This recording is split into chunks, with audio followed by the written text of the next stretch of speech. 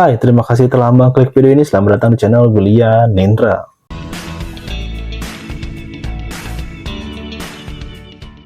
Apa kabarnya? Semua dalam keadaan sehat dan baik-baik saja. Pada episode kali ini kita akan membahas tentang hal yang cukup menghebohkan dunia saat itu, di mana Masjidil Haram yang merupakan tempat suci bagi umat Islam dibajak oleh sekelompok orang.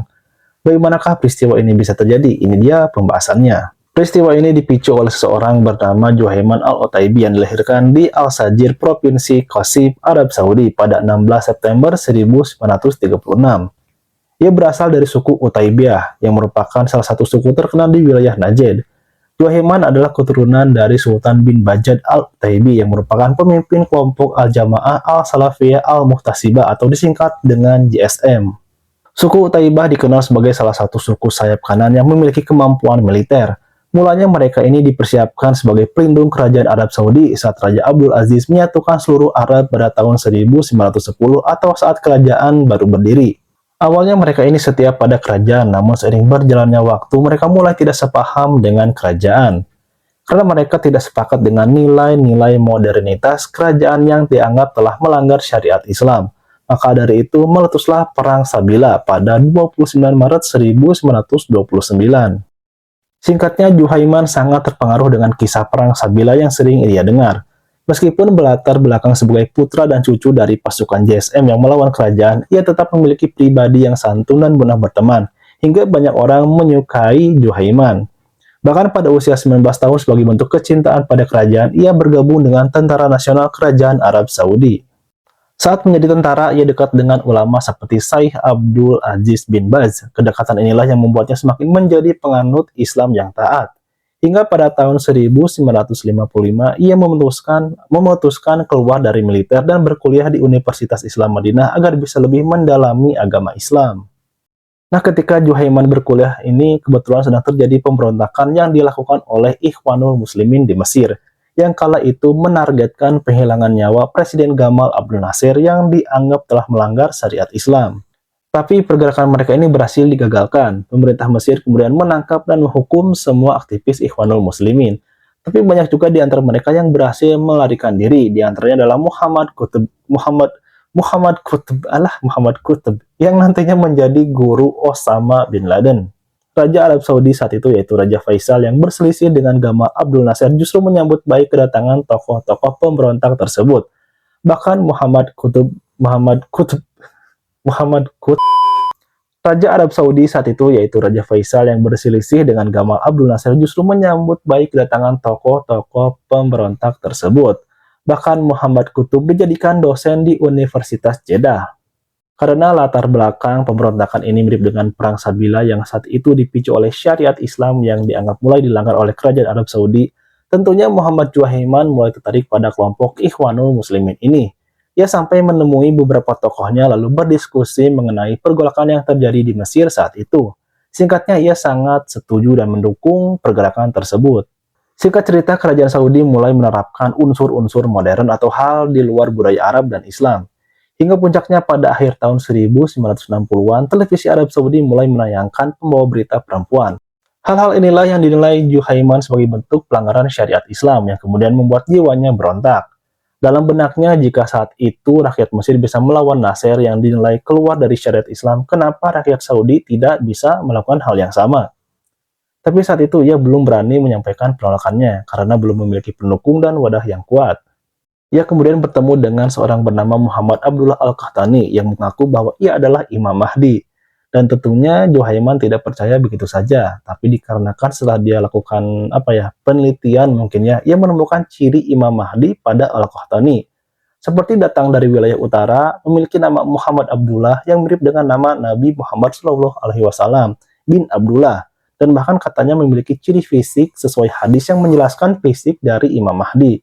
Dan bahkan katanya adik perempuan dari Juhaiman pun dinikahkan dengan Al-Qahtani.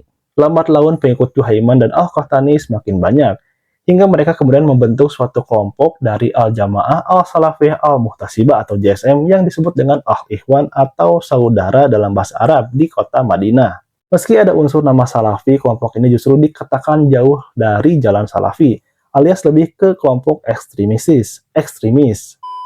Guna menarik simpati masyarakat pada tahun 1974, ia dan kelompoknya semakin berani bergerak dengan berbagai cara, seperti membagikan sebaran-sebaran, berkhutbah, dan orasi yang memberitakan bahwa kerajaan sudah mulai meninggalkan syariat Islam. Pergerakan yang dilakukan oleh Juhaiman ini mulai ditanggapi serius oleh kerajaan, khususnya oleh Pangeran Naib bin Abdul Aziz yang saat itu menjabat sebagai Menteri Dalam Negeri. Singkatnya, Juhaiman kemudian diisolasi dari masyarakat. Tak cukup sampai di situ, rupanya pada tahun 1978 di Riyadh, ia kembali melakukan aksi yang diikuti seratusan pengikutnya. Aksi ini pun langsung dibubarkan, dan ia beserta para pengikutnya ditahan oleh pihak keamanan Saudi. Di dalam tahanan, ia ditemui oleh gurunya dulu, yaitu Sheikh Abdul Aziz bin Baz. Gurunya ini meminta penjelasan pada Juhaiman tentang apa yang dilakukannya saat ini. Ya, itu tadi. Jadi, Juhaiman menjelaskan alasannya adalah karena ia menilai bahwa kerajaan sudah mulai meninggalkan syariat Islam dan Imam Mahdi telah muncul. Syekh kemudian menasihati Juhaiman agar menghentikan segala aksinya tersebut. Bahkan saking sayangnya Syekh terhadap Juhaiman, beliau ini sampai membujuk pihak kepolisian dan kerajaan agar membebaskan Juhaiman. Karena ia yakin Juhaiman adalah seorang baik budi seperti yang ia kenal sejak dulu. Tentang perilakunya saat ini, beliau yakin itu hanya bentuk kecintaannya saja terhadap kerajaan. Singkatnya, berdasarkan pertimbangan dan asas kepercayaan pada Sheikh Abdul Aziz dan juga kerajaan, Juhaiman pun dibebaskan oleh pihak keamanan Saudi Arabia. Wih, jadi Saudi Arabia. Seusai bebas dari penjara, pengikutnya justru semakin bertambah. Bukannya berubah menjadi lebih baik lagi setelah ditahan, justru ia malah membuat gebrakan baru. Ia dan para pengikutnya mulai menyusun rencana untuk menyerang Mekah atau Masjidil Haram. Selama beberapa minggu, Juhaiman dan pengikutnya yang memiliki kemampuan militer ini melakukan pengintaian guna memantau setiap aktivitas yang terjadi di Masjidil Haram. Hingga pada 20 November 1979 di waktu saat subuh, Juhaiman bersama 270 orang pengikutnya masuk ke Masjidil Haram. Sebagian dari mereka ini membaur bersama jamaah lainnya untuk menunaikan sholat subuh, sementara ketika sholat dilaksanakan, sebagian lainnya lagi menggebok setiap pintu Masjidil Haram dengan masing-masing 2 orang menjaga di tiap pintunya. Boleh dibilang Masjidil Haram ini tanpa disadari sudah dibajak. Saat itu memang penjagaan belum sekedar sekarang, karena ya mungkin simpelnya mana ada gitu orang mau berbuat jahat di Masjidil Haram gitu. Lalu selepas sholat subuh yang diimami oleh Syekh Muhammad Al-Subayil, kelompok Juhaiman ini segera mengambil mikrofon dan mengumumkan kepada para jemaah bahwa Imam Mahdi telah muncul. Kemudian Juhaiman memperkenalkan Muhammad Al-Qahtani sebagai Imam Mahdi sambil menenteng senjata api. Otomatis suasana yang tadinya khusyuk terjadi kepanikan dan kebingungan. Bahkan beberapa jamaah ada yang meneriakkan takbir tanda percaya. Ya mungkin gimana nggak percaya karena kejadian itu di Masjidil Haram atau di depan Ka'bah. Tapi karena kelompok ini membawa senjata api, sebagian besar jamaah mulai berhamburan ingin meninggalkan masjid.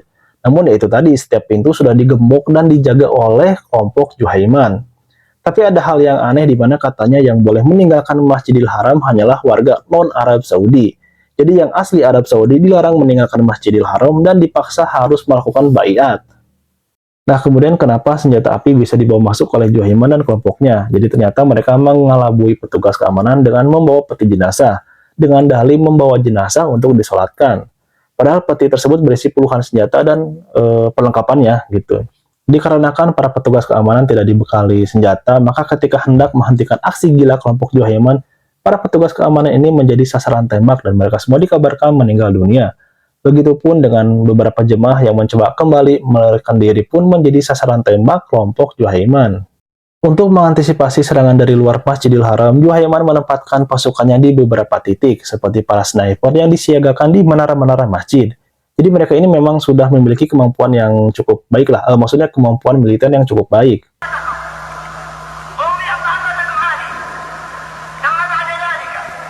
Peristiwa ini sontak menghebohkan kerajaan. Mereka kemudian mengumpulkan ulama-ulama guna mencari solusi atas aksi yang dilakukan oleh kelompok Juhaiman. Singkatnya disepakati bahwa jalan negosiasilah yang dipilih karena fatwa ulama tidak boleh ada kekerasan apalagi pertumpahan darah di Masjidil Haram. Jadi harus ada fatwa dari para ulama terdahulu. Karena memang mengingat operasi ini dilakukan di tempat suci bagi umat Islam di seluruh dunia. Jadi nggak bisa sembarangan lah. Pihak berwenang kemudian meminta warga yang tinggal di sekitar area masjid untuk mengosongkan tempat tinggal mereka karena itu tadi sniper kelompok Juhaiman selalu memantau dari atas menara-menara Masjidil Haram yang tentunya membahayakan mereka. Tentara kerajaan Saudi dan Garda Nasional bergerak, mereka mulai mengepung masjid dan menekan kelompok Juhaiman ini. Namun karena fatwa ulama yang melarang melakukan tindakan kekerasan atau pertumpahan darah di dalam Masjidil Haram membuat tentara kerajaan tidak bisa sepenuhnya melancarkan serangan. Dengan perlengkapan yang tidak begitu baik dibanding dengan tentara kerajaan Saudi, kelompok ini bisa bertahan hingga berhari-hari. Bahkan beberapa kali memukul mundur tentara kerajaan Saudi karena fatwa ulama itu tadi. Berita pembajakan Masjidil Haram mulai menyebar ke seluruh dunia hingga beberapa negara menawarkan bantuan militer. Namun pihak kerajaan Arab Saudi menolak karena mereka yakin bisa mengatasinya sendiri. Berbagai cara dilakukan untuk menaklukkan kelompok Juhaiman atau Al-Ikhwan JSM ini, mulai dari memutus suplai air maupun listrik dan lain sebagainya, tapi masih tidak bisa berhasil juga. Di tengah kebingungan yang menyelimuti para tentara Saudi yang tidak bisa melakukan penyerangan secara penuh, muncullah fatwa baru dari para ulama yang memperbolehkan tindakan militer atau kekerasan dilakukan di Masjidil Haram dengan pertimbangan darurat yang menyangkut banyak nyawa. Gempuran militer pun dilakukan, bahkan menurut BBC, kerajaan Saudi sampai menurunkan kendaraan lapis baja dan helikopter. Tentunya pertempuran semakin sengit, hingga tentara Saudi berhasil merangsek masuk ke dalam Masjidil Haram. Mereka kemudian menelusuri lorong atau terowongan-terowongan Masjidil Haram dan meluncurkan semacam gas air mata agar para pemberontak keluar, yang tentunya saat itu akan langsung dieksekusi oleh tentara kerajaan. Meskipun pergerakan tentara Saudi ini berhasil memojokkan para pemberontak, nyatanya banyak para sandera yang menjadi korban. Sebagian dari pemberontak masih mampu bertahan. Karena semakin terdesak, Al-Qahtani akhirnya ikut angkat senjata melawan tentara kerajaan Saudi yang tentunya mengangkat morir para pengikutnya. Karena mereka yakin sedang berjuang bersama Imam Mahdi. Tapi justru Al-Qahtani malah tewas dan tentunya membuat moral para pejuang menjadi luntur. Dan membuat di antara mereka banyak yang menyerahkan diri. Yang mungkin mikirnya siapa lagi yang mau mereka bela. Dan mikir Imam Mahdinya aja malah mati gitu kan, apalagi mereka. Singkatnya, tentara Saudi berhasil menaklukkan kelompok Al-Ikhwan JSM ini dan merebut kembali Masjidil Haram pada 4 Desember 1979. Singkatnya, pada 10 Januari 1980, Juhaiman dan 67 orang pengikutnya dihukum pancung. Para pengikutnya ini ternyata ada juga yang berasal dari luar kerajaan Arab Saudi seperti Mesir, Kuwait, Yaman, Sudan, dan juga Irak. Mereka dieksekusi di beberapa kota berbeda dan Juhaiman dieksekusi di Mekah. Dalam konferensi pers kerajaan, Pangeran Nayib mengatakan bahwa pasca pembajakan Masjidil Haram ini, 19 orang dijebloskan ke dalam penjara. 23 orang wanita dan anak-anak dimasukkan ke panti rehabilitasi. Lalu 402 pegawai dan 49 tentara terluka, kemudian 12 orang pegawai atau penjaga Masjidil Haram meninggal dunia, dan 115 tentara Saudi gugur saat operasi pembebasan Masjidil Haram. Sementara dari pihak pembajak atau pemberontak sekitar 90 orang yang tewas. Ada hal menarik karena justru pasca penyerangan ini membuat kerajaan Saudi menjadi lebih konservatif sesuai dengan keinginan kelompok Al-Ikhwan JSM ini. Karena menurut beberapa kabar disebutkan bahwa ulama-ulama Saudi pasca peristiwa ini menekan agar kerajaan menghapus hal-hal yang tidak sesuai dengan syariat Islam dan tentunya bisa memicu kembali kerusuhan di Arab Saudi khususnya di Masjidil Haram. Jadi gimana ya, secara tidak langsung justru pergerakan Al-Ikhwan ini boleh dikatakan berhasil. Dan bahkan yang lebih mind-blowing-nya lagi, menurut media Al-Arabia, anaknya Juhaiman yaitu Hattal bin Juhaiman Al-Utaibi bergabung dengan tentara kerajaan Saudi, bahkan sudah berpangkat kolonel sejak 2018 lalu. Selain itu juga beredar kabar bahwa ketika melakukan serangan penuh, tentara kerajaan Saudi dibantu oleh pasukan khusus Prancis. Dan uniknya, dikarenakan Masjidil Haram dilarang dimasuki oleh non-muslim, katanya pasukan khusus dari Prancis ini mualaf terlebih dahulu.